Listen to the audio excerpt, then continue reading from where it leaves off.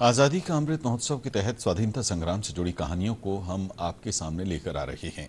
इसी कड़ी में आज हम आपको दिखाएंगे गोलमेज सम्मेलन, राम वृक्ष बेनपुरी की जीवन यात्रा और आज़ादी से जुड़ी अन्य जानकारियां। आइए देखते हैं रिपोर्ट।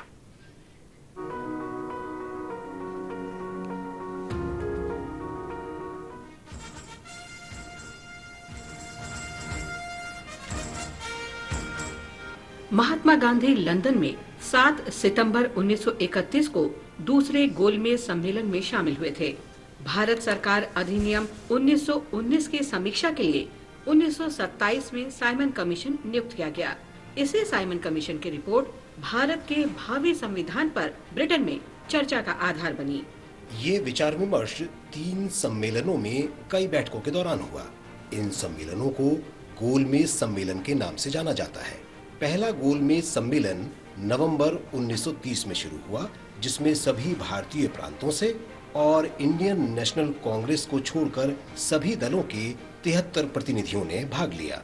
इंडियन नेशनल कांग्रेस औपनिवेशिक ब्रिटिश सरकार के विरोध में सविनय अवज्ञा आंदोलन चला रही थी। दूसरा गोलमेज सम्मेलन सितंबर 1931 में हुआ, जिसमें कांग्रेस के प्रतिनिधि के रूप में गांधी जी शामिल हुए। सम्मेलन असफल रहा और संविधान या सांप्रदायिक प्रतिनिधित्व के बारे में कोई समझौता नहीं हो सका। तीसरा और अंतिम गोलमेज सम्मेलन नवंबर 1932 में हुआ।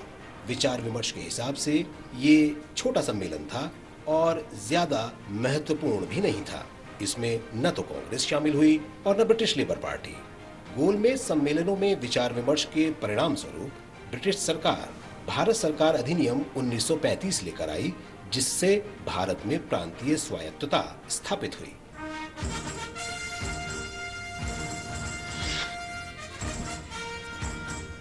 आज प्रसिद्ध लेखक और स्वाधीनता सेनानी रामवृक्ष बेनीपुरी की पुण्यतिथि भी है। रामवृक्ष बेनीपुरी बिहार के मुजफ्फरपुर के निवासी थे। बेनीपुरी ने रॉलेट एक्ट के खिलाफ आंदोलन में सक्रिय रूप से हिस्सा लिया और असहयोग आंदोलन में भी शामिल हुए। वे कांग्रेस सोशलिस्ट पार्टी के अग्रणी मशाल थे। उन्होंने बिहार की प्रांतीय किसान सभा के अध्यक्ष और ऑल इंडिया किसान सभा के उपाध्यक्ष का दायित्व भी संभाला। फैजपुर में 1937 में कांग्रेस के 50वें अधिवेशन में बेनीपुरी ने जमींदारी उन्मूलन का प्रस्ताव पेश किया। हजारीबाग जेल में कारावास के दौरान उन्होंने जातिवाद के विरोध में जनेऊ तोड़ो अभियान शुरू किया। बेनीपुरी जयप्रकाश नारायण के निकट सहयोगी भी थे। उनकी सहायता से ही जयप्रकाश नारायण 1942 में हजारीबाग जेल से भागने में कामयाब हुए। रामवृक्ष बेनीपुरी महान लेखक भी थे। उनका पहला लेख 1916 में कानपुर के प्रताप अखबार में प्रकाशित हुआ था। वे तरुण भारत, किसान मित्र, गोलमाल और बालक जैसे अखबारों के संपादक भी रहे, लेकिन 1929 में युवक के प्रकाशन ने उन्हें अधिक लोकप्रिय बनाया। बेनीपुरी ने हजारीबाग केंद्रीय जेल में कैद के दौरान अम्बपाली पुस्तक लिखी। भारत की स्वतंत्रता के लिए लड़ने वाले महान लेखक और समाज सुधारक रामवृक्ष बेनीपुरी को सदैव याद किया जाता रहेगा।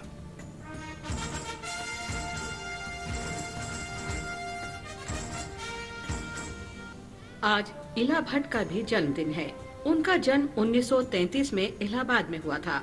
उन्होंने महिला सशक्तिकरण और जमीनी स्तर पर विकास के लिए महत्वपूर्ण कार्य किए। किशोरावस्था में वो स्वाधीनता आंदोलन से प्रभावित हुई, जो उस समय चरम पर था।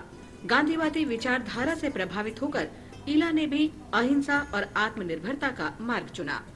उन्हें जेंटल रिवॉल्यूशनरी भी कहा जाता है, क्योंकि वे हिंसा के बिना ही महिलाओं से जुड़े मुद्दे मुखर होकर उठाती थीं। इला भट्ट ने 1972 में भारत में सेल्फ एम्प्लॉयड विमेंस एसोसिएशन की स्थापना की। इला को 1977 में सामुदायिक नेतृत्व के लिए रामोन मेगासेसे पुरस्कार प्रदान किया गया। भारत सरकार ने उन्हें 1985 में पद्मश्री और 1986 में पद्म भूषण से सम्मानित किया। इला 1986 से 1989 तक संसद की सदस्य भी रहीं। इला भट्ट द एल्डर्स समूह से भी जुड़ी रहीं।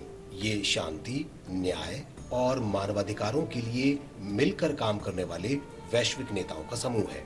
इला बाल विवाह की समस्या सहित महिलाओं और लड़कियों के लिए बराबरी की पहल करने के लिए विशेष रूप से याद की जाती हैं।